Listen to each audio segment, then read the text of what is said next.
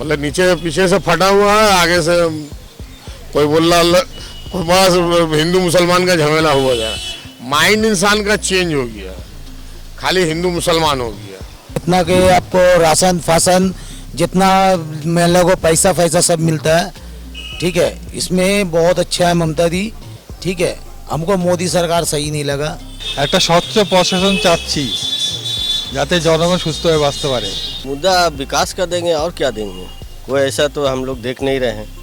जो हम लोग वोट, जो विकास अच्छा रहेगा, जिसका अच्छा रहेगा देखेंगे, उसको वोट देंगे।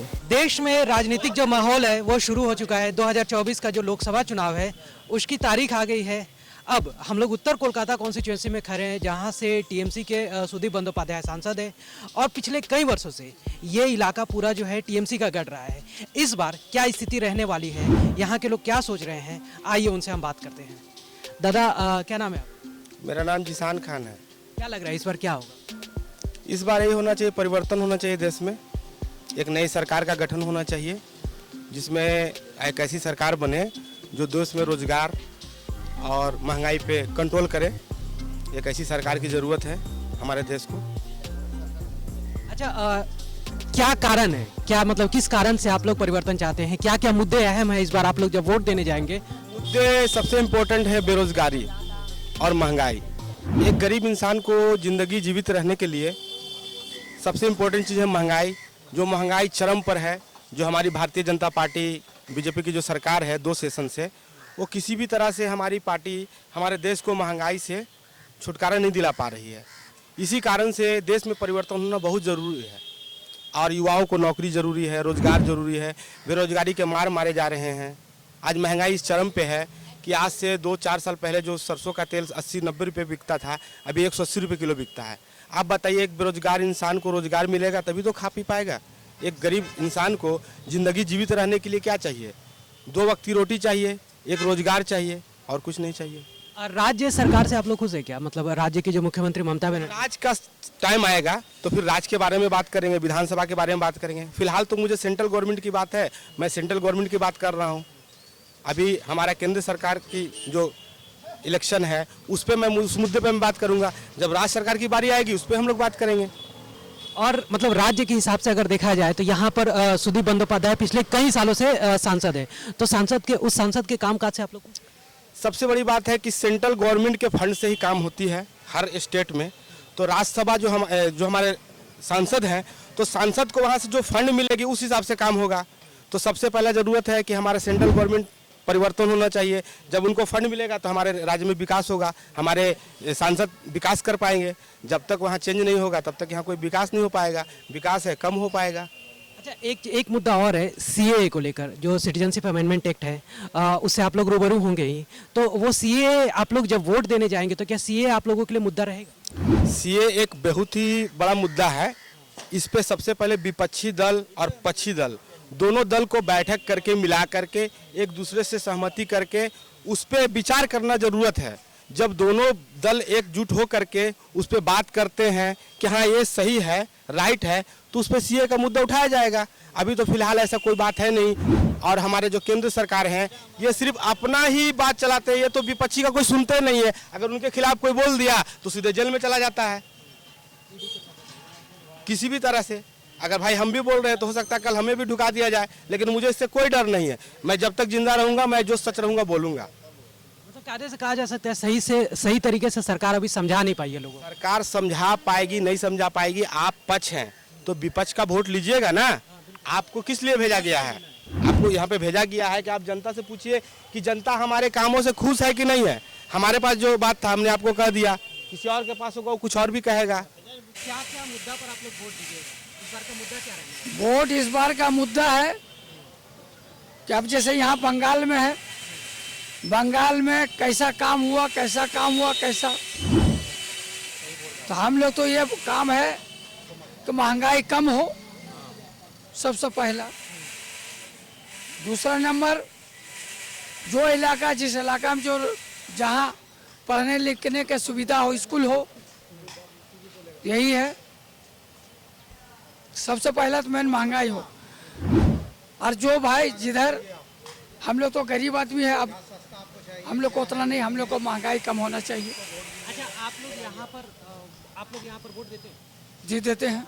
ये कौन सा एरिया है? ये एरिया तो हम लोग का जिसका एरिया है वेस्टर्न स्टेट है।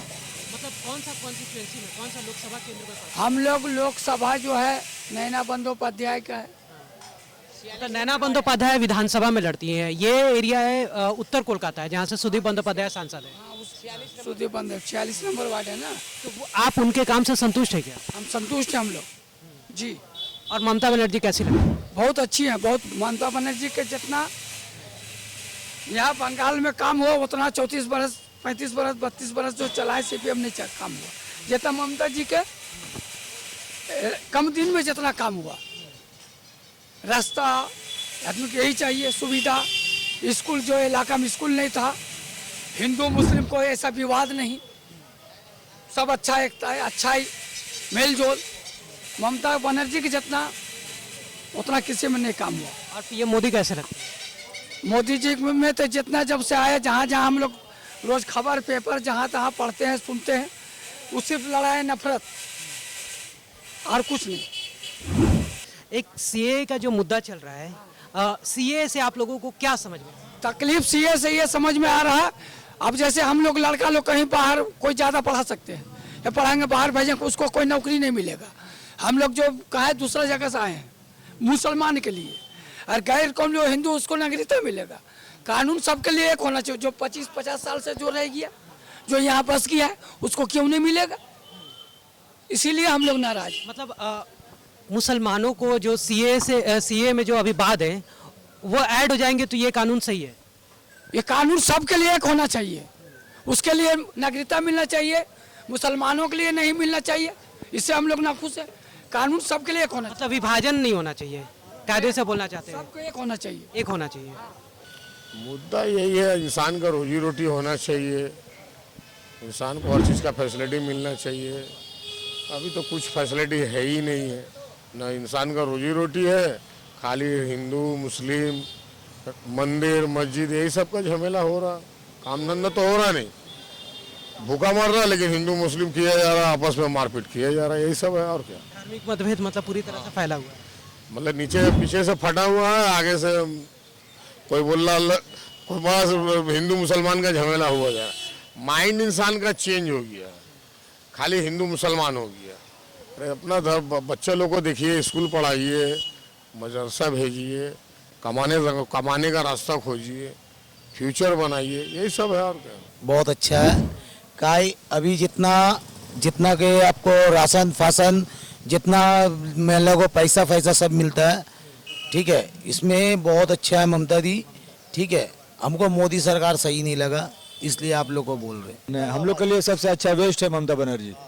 क्यों बेस्ट है? मतलब उन्होंने क्या किया ऐसा कि आप लोग को पसंद? सहूलियत है हम लोग के लिए। देखिए हम लोग वैन चलाते हैं, इसमें भी हम लोग को बहुत ऐसा सहूलियत है, बहुत सहूलियत है। पुलिस परेशान करती है आप लोगों को? नहीं, हम लोग को जब से हम लोग का ममता यहाँ आया कोई प्रॉब्लम नहीं है, कोई। सब ठीक है, सब चंगा। हाँ, हम लोग गरीब आदमी के लिए बहुत फायदा है, समझ गए?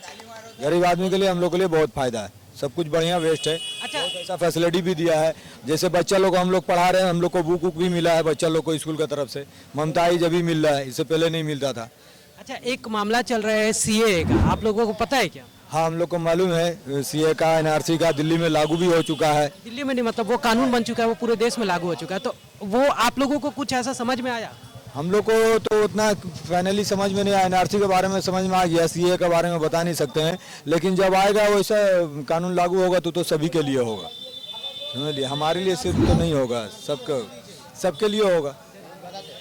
हाँ, एनआरसी जो हो रहा है, एनआरसी लागू होना नहीं चाहिए। नहीं, एनआरसी अभी नहीं, अभी सीए है लागू।